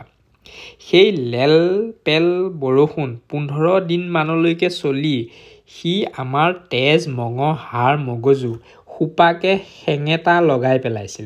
15 দিনমান খুব দবা পিটা বৰষুণ হৈছিল। আৰু যেতিয়া লক্ষ্মীনাথ বেজবৰুৱা গৈ পাইছিল তেতিয়াৰ পৰাই সেই বৰষুণ আৰম্ভ হৈছে। ইফালে তেওঁ গাতটো জ্বৰ আছিলে। বৰষুণৰ দৌৰাত্ম্যত আমি কলৈকো হৃষ্টচিত্তেৰে ফুৰিবলৈ ওলাই যাব নোৱাৰিছিলোঁ। ফলত আমি ৰাজনৈতিক বন্দীৰ দৰে একে ঠাইতে বন্দী হৈ ৰলোঁহক। অৱশ্যে আজিকালি চৰকাৰ বাহাদুৰে শ্ৰেণীবিভাগ কৰাৰ দৰে এ শ্ৰেণী বা বি শ্ৰেণীৰ বন্দী নহয়, ৰাজবন্দীহে। ঘৰৰ ভিতৰত আছে যদিও ৰজাৰ দৰে আছে। কিহৰ কাৰণে ৰজাৰ দৰে আছে? কাৰণ 4 বেৰৰ ভিতৰত আমাৰ আহাৰ বিহাৰ আৰু নিদ্ৰা সুখ নিৰ্বিঘ্নে সম্পাদিত হৈছিল। বৰষুণ পৰি আছে, খোৱা বোৱা বস্তু আহি আছে, আলহীৰ ঘৰত আছে, জী জোৱাইক লগ পাইছে, শুবলৈ পাইছে। গতিকে ৰজাৰ আতিথ্যত তেওঁ ডিব্ৰুগড়ত আছিলে। এই নিমিত্তে যে সেইবোৰ বিষয়ৰ জইণ্ট ছুপাৰিণ্টেণ্ডেণ্ট অৰ্থাৎ যুটীয়া তত্ত্বাৱধায়ক আছিল আমাৰ জী জোৱাই। বেটীয়ে বাঢ়নীৰ ওপৰত খং খৰা দি দিনৌ আমাৰ মূৰৰ ওপৰত পানী বৰষা মেঘৰ ওপৰত আমি খাও বৰশী আমাৰ খং সাৰিছিলোঁ যে বৰষুণ কেতিয়া কমে, আমি কলৈকো ওলাব নোৱাৰা হ'লোঁ। এনেকৈ বৰষুণকে গালি পাৰিছিল। কাইলৈ অ'ত ফুৰিবলৈ যাম, পৰহিলৈ ত'ত চিকাৰ কৰিবলৈ যাম, তাৰ পিছদিনা নাৱত উঠি গৈ ব্ৰহ্মপুত্ৰৰ বালিত বালিভোজ খাম ইত্যাদি কথাৰ সাতহাল ৰাতি মাৰি থাকি কটাইছিলোঁ। অলৈ যাম তলৈ যাম কৰি ভাবিছিলোঁ, কিন্তু বৰষুণে একো কৰিবলৈ নিদিছিল। কিন্তু পুৱা বৰষুণে বিধি পথালি কৰি আমাক এহালো মাৰিবলৈ নিদিছিল। স্বৰ্গৰ খবৰ অৱশ্যে নাজানো। শুনিছোঁ তাত হেনো এজন ৰজা আছে, তেওঁৰ নাম ইন্দ্ৰ। ইন্দ্ৰই বৰষুণ বা বৰুণ দেৱতা বুলি কোৱা হয়। এইখিনি কথা অকণমান ইয়াতে উল্লেখ কৰিব। তেওঁ থকা পুৰীখনো হেনো সুন্দৰ আৰু তাৰ নাম অমৰাৱতী। ৰজা থাকিলেই ৰাজসভা থকাটো দস্তৰ। পাত্ৰমন্ত্ৰী সভাসদ আৰু টেকেলা বেঙেনা এইবোৰো তেওঁৰ থাকিবলগীয়া কথা। আৰু শুনিছোঁ স্বৰ্গৰ ৰজাই স্বৰ্গতো ৰাজত্ব কৰে আৰু পৃথিৱীৰ নৰমনীষবোৰৰ ওপৰতো তেনেকুৱা কিবা এটাকে কৰে। তোমাৰ মন গ'লে তাক ৰাজত্বও বুলিব পাৰা, ৰুল বা শাসনো বুলিব পাৰা। শাসিত নৰমনীষে সদায় ইবাৰ এইটো সিবাৰ সেইটো আমাক দিয়া বুলি ৰাজাধিৰাজ ইন্দ্ৰক আমনি কৰি থকাটোও জানো। বোধ কৰোঁ নৰমনীষৰ বৰ আমনিত তত নাপায় ৰাজাধিৰাজে এইবাৰ তেওঁৰ সভাসদবোৰ গোটাই বৰ ডাঙৰকৈ মেল এখন পাতিছিল। তাত আলোচ্য বিষয় আছিল পৃথিৱীৰ নৰমনীষক তেওঁলোকে কি দিব পাৰিব, কি দিব নোৱাৰিব, কি দিয়াটো উচিত আৰু কি দিয়াটো অনুচিত, অথবা দিবলগীয়াটো কি উপায়েৰে নিদিয়া হ'ব পাৰে। কোনে জানে কিজানি এইবাৰ 7খন স্বৰ্গৰ পৰা প্ৰতিনিধি নমাই মেলুৱৈসকলক মাতি আনি মেলখন ডাঙৰকৈ পাতিছিল। শুনিছোঁ সুৰপুৰীৰ সুৰেশ্বৰসকলৰ পেটত সুৰা আৰু সৰু সুৰা নোহোৱা গুৰুভোজন পৰিলে তেওঁলোকৰ ভাৱনা চিন্তাবোৰত খেলিমেলি লাগি পৰে। মুখ ভালকৈ মেল নাখায় আৰু মেল খালেও জিভা ভালকৈ দুৰুল নাখায়। আমাৰ ভাতৰ পাতত কথা নিষিদ্ধ, কিন্তু তেওঁলোকৰ ভাতৰ পাততহে বৰ মঙহৰ বৰ মেলখন সিদ্ধ হয়। সেই দেখি ইন্দ্ৰ মহাৰাজে আমি ডিব্ৰুগড় পোৱাৰ সময়তে সুৰপুৰীৰ মেলুৱৈসকলৰ নিমিত্তে বৰভোজৰ আয়োজন কৰিছিল যেন পাওঁ। আমাৰ ডিব্ৰু গমন আৰু ইন্দ্ৰৰ ভোজৰ আয়োজন এই দুটা একে সময়তে পৰাটো কাকতালী সংযোগ বুলিয়েই ধৰিব পাৰি। স্বৰ্গখনৰ আয়তন কিমান ক'ব নোৱাৰোঁ আৰু সেই বৰভোজৰ কোন বস্তু ক'ত থৈছিল তাকো ক'ব নোৱাৰোঁ।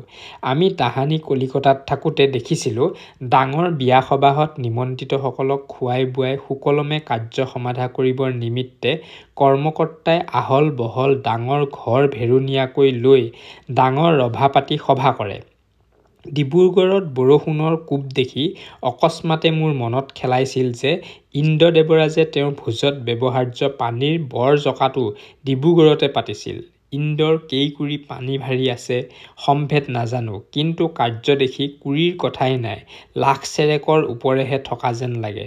যদি এই অনুমান সঁচা তেন্তে কি কম, কি শুনিবা। মানে সেই পানীৰ কথা ক'বলৈ গৈ গোটেই ইন্দ্ৰৰ কথা বৰ্ণনা কৰিছে। গুৰি পৰুৱাৰ লানি যেন হৈ সেই ভাৰীবোৰে ভাৰে ভাৰে অবিৰাম পানী আনি সেই ডিব্ৰুগড়ত বহুৱা জকাত ঢালিছিল। অৱশ্যে এইবোৰ অনুমানৰহে কথা। এনে শাৰীৰ কথা সঁচা মিছা কোনো বাপৰ পুৱে প্ৰমাণ কৰিব নোৱাৰে। এই ইন্দ্ৰই কথা যে কৈ আছে এইবোৰ সঁচা নে মিছা কোনেও প্ৰমাণ কৰিব নোৱাৰে, শুনা কথা বুলি কৈছে। মই ডিব্ৰুগড়ত দুদিন থকাৰ পিছতে গুৱাহাটীত টেপা খাই থকা আৰু এৰি অহা জ্বৰ আকৌ মোৰ গাত লম্ভিল। বৰষুণ পাইছে, ঠাণ্ডা পাইছে, গতিকে জ্বৰ আকৌ আৰম্ভ হৈ গ'ল। সি তাৰ কৰ্পটিকো মোৰ গাত চৰিবলৈ এৰি থৈ গৈছিল বুলি মই আগৰ প্ৰবন্ধত অৰ্থাৎ দ্বিতীয় অধ্যায়ত কৈ আহিছিলোঁ। কোনে জানে, হয়তো পাপিষ্ঠ কৰ্পটিয়ে মোৰ গাত চৰি সুবিধা দেখি গুৱাহাটীতে এৰি থৈ অহা সেই তাৰ জ্বৰ বন্দুক বিজুলী বাতৰি দি মাতি আনিলে। মানে দিৰাগমনৰ দিনবোৰ চোৱাৰ দস্তুৰ এই জ্বৰৰ নাই। তাক ঔচ বুলিয়েই হ'ল আৰু সি লৰি আহি গা জুৰি বহেহি। দিৰাগমন মানে এই কইনা যেতিয়া দৰাৰ ঘৰলৈ যায়, আকৌ যেতিয়া কইনাৰ ঘৰলৈ উভতি আহে, পুনৰ যেতিয়া আকৌ উভতি যায়, এই কথাটো কোৱা গৈছে। এই জ্বৰৰ কথাত যেনেকৈ প্ৰথম জ্বৰ হ'ল, আকৌ নোহোৱা হ'ল, আকৌ হ'ল, এই কথাটোত বুজোৱা হৈছে। ইয়াৰ অৰ্থটো শব্দ অৰ্থত লিখা আছে, এই ভিডিঅ'ৰ শেষলৈকে পাবা। যি জোঁৱায়ে আমাক তেওঁলোকৰ মাজত পাই আনন্দৰ প্ৰেৰণাত দিনৌ আমালৈ হাঁহ মাৰি ভাত খুৱাবৰ আয়োজন কৰিছিল। আৰু উজনিৰ ফালে এটা নিয়ম আছে, আলহী আহিলেই হাঁহ মাৰি ভাত খুৱায়। উজনি বিশেষকৈ যোৰহাট, শিৱসাগৰ, ডিব্ৰুগড়, তিনিচুকীয়া এই সকলো ফালে যদি চোৱা যায় সেইফালে তেনেকুৱা কৰে যে আলহী অতিথি আহিলে হাঁহ মাৰি ভাত খুৱায়। তেনেধৰণে যি জোঁৱায়েও কি কৰিছিলে, লক্ষ্মীনাথ বেজবৰুৱাক হাঁহ মাৰি প্ৰত্যেক দিনাই ভাত খুৱায়। সংগীসকলে তাৰ সৎব্যৱহাৰ কৰে, কিন্তু মই বেচেৰাই কোনো দিনা এটেপা বা আঠ টেপা খাওঁ, মানে অকণমানহে খাওঁ, যিহেতু গাত জ্বৰ আছে, ভালকৈ খাব নোৱাৰোঁ। কোনোদিনা ভাতৰ পাতৰ আগত বহি টোপালি বাওঁ, খেপ ঢুকোঁ আৰু তৎপশ্চাত উঠি গৈ শয়ন কৰোঁ। বন্ধু বান্ধৱ মিতিৰ কুটুম্বৰ পৰা সততে ভোজনৰ সাগ্ৰহ নিমন্ত্ৰণ পাওঁ, কিন্তু মোৰ দ্বাৰাই নিমন্ত্ৰণ ৰক্ষণহে হয়, ভক্ষণ নহয়। মানে নিমন্ত্ৰণটো ৰক্ষা কৰোঁ, যাওঁ, কিন্তু খোৱাটো নহয়গৈ। কাৰণ মই যে অক্ষম, অৰ্থাৎ হৰ্ছ দি কম্বেট। থেৰুগেৰুকৈ কোনোদিনা তেনে নিমন্ত্ৰণলৈ যাওঁ, কোনোদিনা নাযাওঁ আৰু গ'লেও আহাৰৰ আয়োজনৰূপী নৈ পাৰতে বহি তাৰ ফেন ফুটুকা চাই থাকোঁ। নহ'লে কেতিয়াবা তাৰ দুচলু এচলু পানী পান কৰোঁ, নাইবা শিৰত লওঁ আৰু মোৰ আগতে সেই উফুন্দা নৈয়ে মোৰ পেট্ৰনেজ অৰ্থাৎ অনুগ্ৰহ নিগ্ৰহলৈ কেয়াৰ নকৰি অৰ্থাৎ অপেক্ষা নাৰাখি বেগেৰে দুয়োপাৰ চাদি বৈ গৈ থাকে।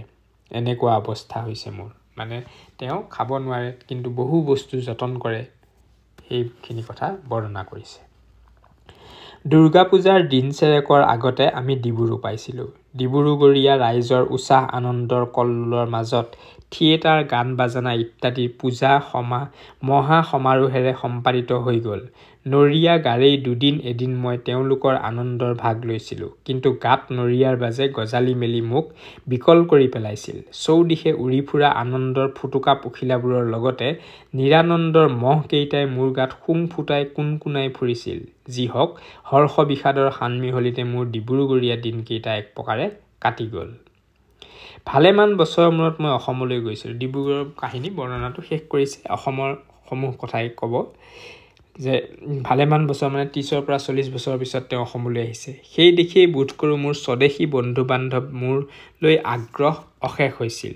তেওঁলোকে সভা সমিতি পাতি মোক নৰিয়া পাতিৰ পৰা টানি নি সেইবোৰত থিয় কৰি দিছিল যে ৰসৰাজ আহিছে, গতিকে তেওঁক লৈ বিভিন্ন সভা সমিতিলৈ তেওঁক নিমন্ত্ৰণ কৰিছে, বক্তৃতা দিবলৈ কৈছে, বিভিন্ন তেওঁ ব্যস্ততা হৈছে।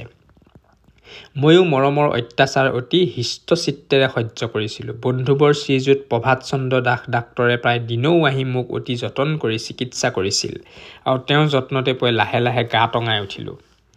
মোৰ কৃতজ্ঞতাৰ আজলিৰ বাহিৰে এই উঠি অহা মনোভিৰাম ডাক্তৰ বন্ধুজনলৈ আৰু একো নাই।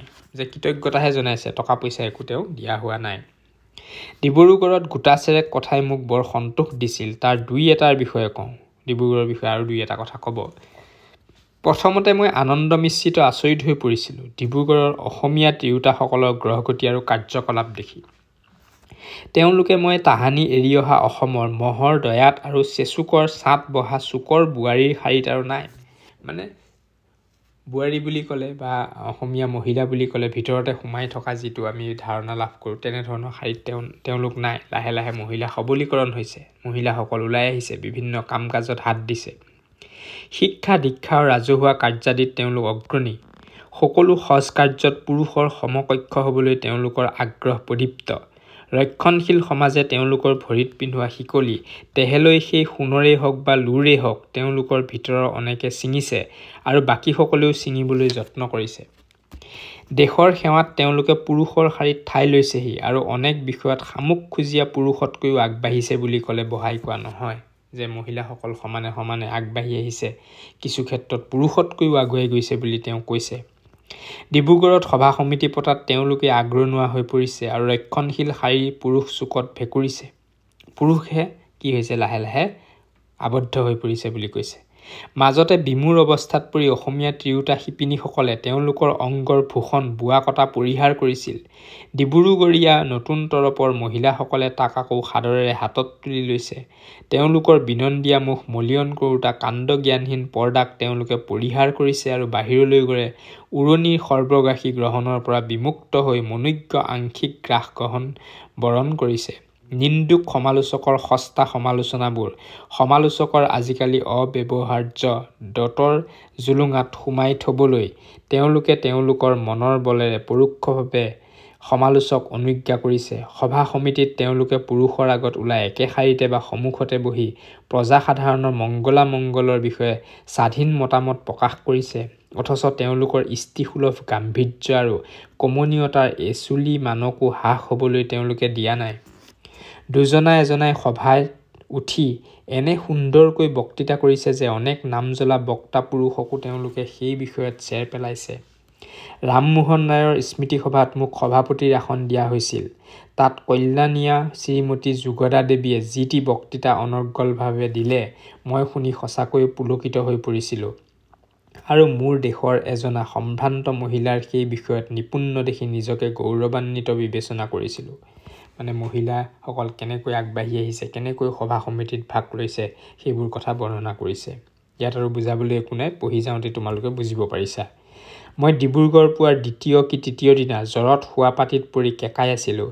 এনেতে বলিকা স্কুলৰ প্ৰধান শিক্ষয়িত্ৰী আয়ুষ্মতী শ্ৰীমতী গৌৰীপ্ৰভা চলিহাই লগত একুৰিমান ছোৱালী ছাত্ৰী আৰু তেওঁৰ সহযোগী শিক্ষয়িত্ৰী জনচেৰেক লৈ মোৰ আগত ওলালহি। তেওঁলোকৰ মোৰ প্ৰতি কি দয়া আৰু কি আগ্ৰহ! তেওঁলোকৰ মুখত অনাৱশ্যকীয় সংকোচ নাই, থোটামোজা নাই। তেওঁলোকে তেওঁলোকৰে দেশৰ এই চিৰ প্ৰভুসুৱাক সাক্ষাৎ কৰি সমাদৰ কৰি সন্মানিত কৰিবলৈ আহিছে আৰু পাৰিলে তেওঁলোকৰ স্কুললৈ আদৰি লৈ গৈ তেওঁৰ মুখৰ পৰা দুষাৰ চাৰিষাৰ কথা শুনিবলৈ ইচ্ছা কৰিছে। মানে তেওঁলোকে সেই ছোৱালী স্কুললৈ নিমন্ত্ৰণ কৰিছে যাতে বেজবৰুৱাই দুই এষাৰ কথা কয়। কি সুখকৰ দৃশ্য, কি সুন্দৰ ব্যৱহাৰ! শ্ৰীমতী গৌৰীপ্ৰভা আইদেউক অৱশ্যে তেওঁ কলিকতাত কলেজত পঢ়াৰে পৰা মই জানো আৰু মোৰ নিজৰ জীৰ নিচিনাকৈ তেওঁক স্নেহ কৰোঁ। গৌৰী চন্দ্ৰমাক মাজত লৈ তেওঁৰ সহযোগী নক্ষত্ৰৰূপিণী শিক্ষয়িত্ৰী আৰু ছাত্ৰীসকল যেতিয়া মোৰ আগত উপস্থিত হ'লহি, জ্বৰত চেপেটা লাগি থকা মই জ্বৰৰ অত্যাচাৰলৈ খন্তেকৰ নিমিত্তে পাহৰি বিমল আনন্দ অনুভৱ কৰিছিলোঁ। ইয়াৰ কিছুদিনৰ পিছত তেওঁলোকৰ স্কুললৈ মই গৈ স্কুল চাই আৰু তেওঁলোকৰ কাৰ্য দেখি মই সন্তোষ পাইছিলোঁ। স্কুলত তেওঁলোকে বাচক বনীয়া ৰূপৰ বঁটা এটিত যি কাকত এডোখৰি মোক দিছিল, সেই বঁটাটি আৰু কাকত দুখৰিয়ে সদায় মোক সন্তোষ দি থাকিব।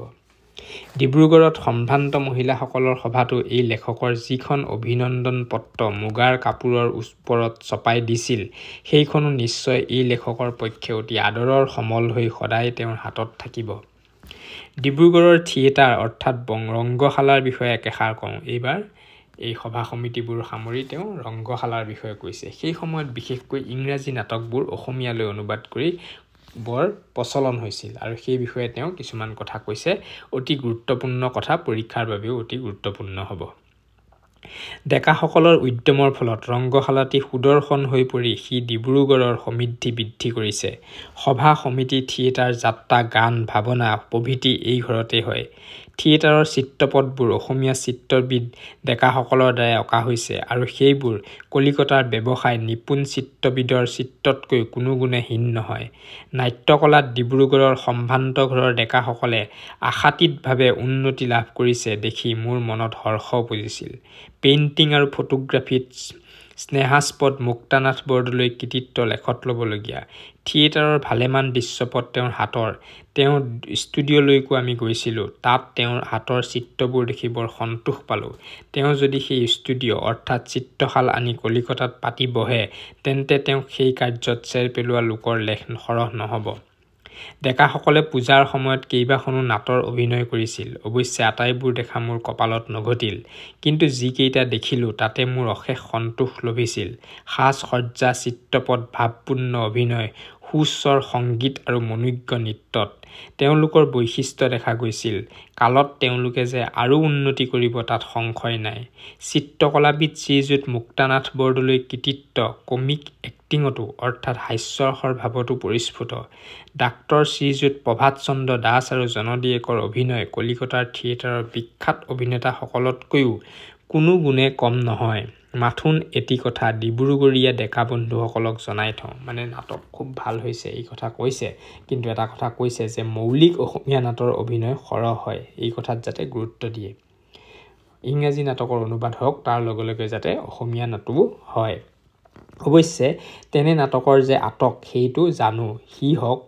যি হওক ভৱিষ্যতলৈ সেই আটক গুচিব বুলি আশা কৰিলোঁ। বিদেশী নাটক অসমীয়ালৈ ভাঙি অসমীয়া ৰংগশালাত অভিনয় কৰাটোত অনেকে দায় ধৰে। ময়ো তেনে কাৰ্যত বৰ সন্তোষ পাওঁ, এনে নহয়। কিন্তু বিদেশী ভাষাৰ নাটক একেবাৰেই আমাৰ ৰংগশালৰ বাহিৰ কৰি দিয়াটোৰো মই বিৰোধী। অৱশ্যে যদি তাৰ অনুবাদ প্ৰকৃত অসমীয়া অনুবাদ হৈ অসমীয়াৰ পেটত সি জিন যোৱা হয়, ভাল বিদেশী নাটকৰ উৎকৃষ্ট ভাৱ সম্পদেৰে অসমীয়া সাহিত্যৰ সৌন্দৰ্য বঢ়োৱাটো অতি শোভন কথা। যদি সেই ভাৱ সম্পদক বাৰে বঙলোৱা অসমীয়া নকৰি আচল অসমীয়া কৰি দিয়া হয়, ভাৰতৰ নানা দেশৰ পৰা মানুহ আহি অসমত বসতি কৰিছে, যদি সেইবোৰ অসমক সৰ্বতোভাৱে বৰণ কৰি অসমীয়া হৈ যায়, তাৰ দ্বাৰাই অসমৰ আপদ নাবাঢ়ি সম্পদহে বাঢ়িব। এনে গহেৰেই পুৰণি কালৰ পৰা অসম পৰিপুষ্ট হৈ আহিছেও।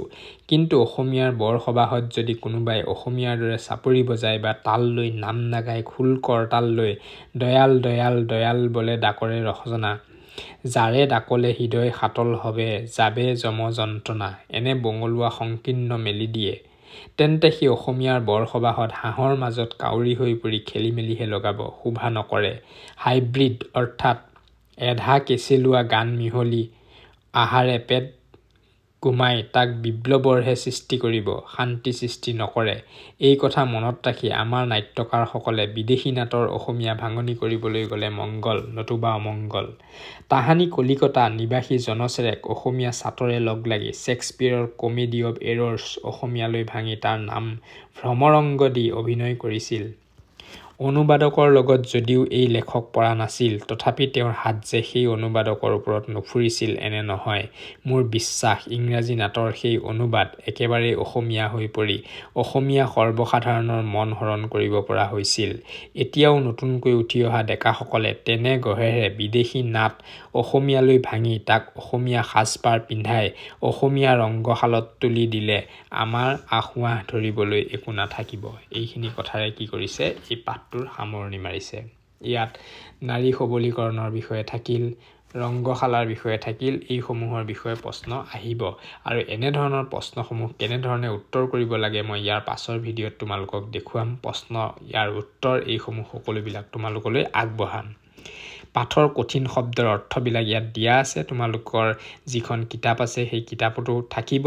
মাথো শব্দ আৰু অৰ্থবোৰ চাবা, পৰীক্ষাৰ বাবে উপযোগী হ'ব। ইয়াত মই কৈ নাযাওঁ, তোমালোকে শব্দ অৰ্থসমূহ ইয়াৰ পৰাই চাই ল'বা। ইয়াত টোকা দিয়া আছে পানী মে মিন পিয়াসী মোক খুনত লাগে হাসি ইয়াৰ অৰ্থটো কি এইবিলাক মই প্ৰশ্ন উত্তৰৰ খণ্ডত যেহেতু ৰাখিম গতিকে ইয়াত পুনৰবাৰ মই ইয়াত আৰু কৈ নাযাওঁ আৰ্হি প্ৰশ্নসমূহ দিয়া আছে ইয়াৰ আটাইবোৰ প্ৰশ্নৰ উত্তৰ ইয়াৰ পাছৰ ভিডিঅ'টোত তোমালোকে লাভ কৰিবা ভিডিঅ'সমূহ চাই থাকিবা যিসকল ছাত্ৰ ছাত্ৰীয়ে আমাৰ চেনেল DDR নতুনকৈ চাবলৈ লৈছা চেনেলটো সাবস্ক্ৰাইব কৰিবা লগৰ বন্ধু বান্ধৱীসকলৰ লগত শ্বেয়াৰ কৰিবা আৰু এই পাঠবোধৰ বিষয়ে ইয়াত দিছে পাঠবোধৰ বিষয়ে মই উল্লেখ কৰিছোৱে কেনেকৈ সাহিত্যৰ্থী লক্ষ্মীনাথ বেজবৰুৱা কৰ্মসূত্ৰে অসমৰ বাহিৰত আছিল সেই সম্বলপুৰত আছিল প্ৰায় 30-40 বছৰ তেওঁ তাত আছিল তাৰ পাছত তেওঁ এদিন অসমলৈ আহিছিল অসমলৈ আহি অসমত কি দেখিছিল অসমৰ পৰিবেশৰ বিষয়ে তেওঁ ইয়াত খুব সুন্দৰকৈ বৰ্ণনা কৰিলে প্ৰাকৃতিক সৌন্দৰ্য ঐতিহাসিক উৎকৰ্ষ এইবোৰৰ বিষয়ে পাঠটোত উল্লেখ আছে পুনৰবাৰ ইয়াত নকওঁ তোমালোকে যিসকল অতি আগ্ৰহী ছাত্ৰ তেওঁলোকে ইয়াৰ পৰা এইখিনি কথাও পঢ়ি চাব পাৰা তোমালোকৰ কাৰণে মংগল পৰীক্ষাত যিকোনো ধৰণৰ প্ৰশ্ন আহিলে তোমালোকে ইয়াৰ উত্তৰ কৰিব পাৰিবা আশা কৰিছো পাঠটো তোমালোকে খুব ভালকৈ বুজি পাইছা মই যিমান পাৰো সিমান সহজকৈ তোমালোকক বুজাবলৈ চেষ্টা কৰিলো আশা কৰিছো তোমালোকৰ লাভ হ'ব আজিৰ ভিডিঅ'টো ইমানতে সামৰিছো ধন্যবাদ